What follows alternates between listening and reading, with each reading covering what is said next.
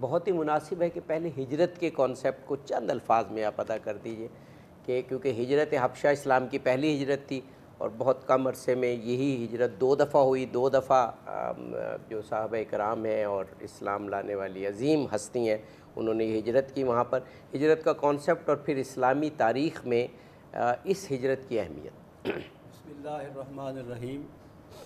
میں سچ T V اور اس کے کار پردازان کا انتہائی شکر گزار ہوں کہ انہوں نے مجھے اس اہم موضوع پر گفتگو کرنے کا موقع فراہم کیا.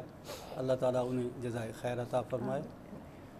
ہجرت کا تصور صرف اسلام کے ساتھ وابستہ نہیں رہا ہے، بلکہ اگر آپ تمام ادیان جو سماوی اور غیر سماوی یعنی ریویلڈ اور نان ریویلڈ ریلیجنز ہیں ان کا مطالعہ کریں تو ان سب میں آپ کو کسی نہ کسی شکل میں ہجرت نظر آتی ہے.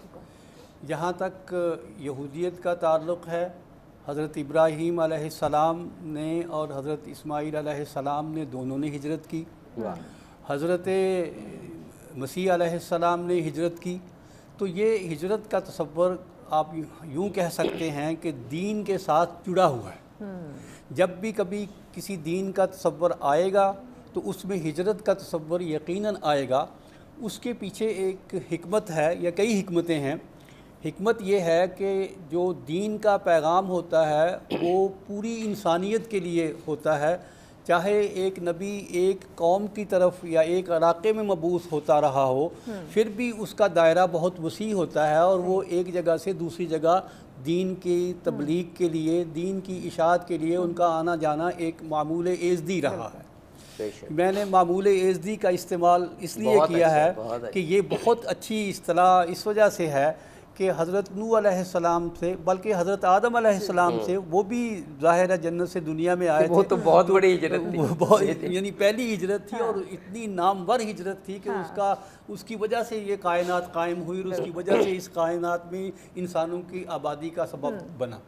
تو میں کہنا یہی کہ میرا پہلا عنصر یہ ہے کہ ہجرت دین کے ساتھ لازمی عنصر ہے، لازمی جز ہے، اور اللہ تعالیٰ کی سنت بھی یہی رہی ہے کہ وہ اپنے انبیاء علیہ السلام کو ایک جگہ سے دوسری جگہ بھیجتے رہے ہیں تاکہ دین کا پیغام پوری انسانیت تک یا زیادہ انسانوں تک کم از کم پہنچ سکے.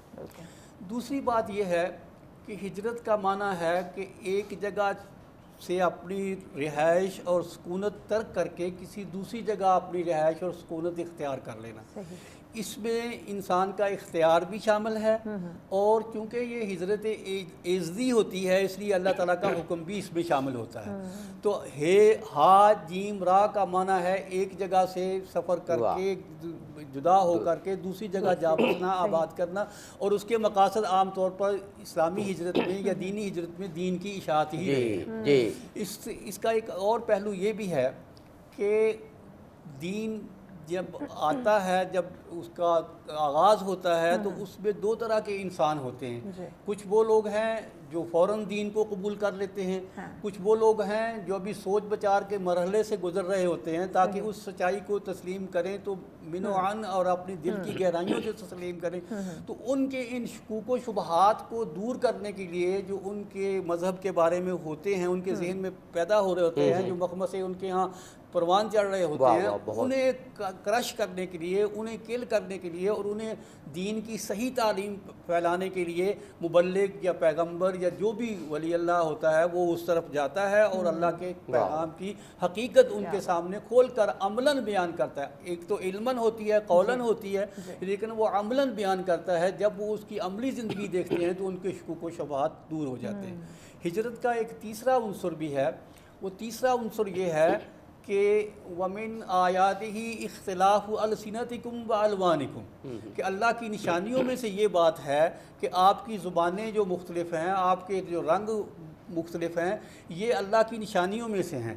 تو جو یہ اختلاف لغات ہے، یہ زبانوں کا جو پایا جانا ہے، اور کہا جاتا ہے کہ یو این او کے سروے کے مطابق 500 سے زیادہ زبانیں اس وقت دنیا میں اس سے بھی زیادہ بولی جاتی ہیں. خود ہمارے ملک میں کوئی 50-60 زبانیں چھوٹی بڑی استعمال ہوتی ہیں. تو ایک زبان کا پیغام دوسری زبان میں منتقل کرنے کے لیے بھی ہجرت کی جاتی ہے، اور اس طرح سے اس کی تبلیغ کی نہ صرف وسعت اس میں پیدا ہوتی ہے بلکہ یہ پیغام ایک سے زیادہ زبانوں میں انسانوں تک پہنچنا شروع ہوتا ہے.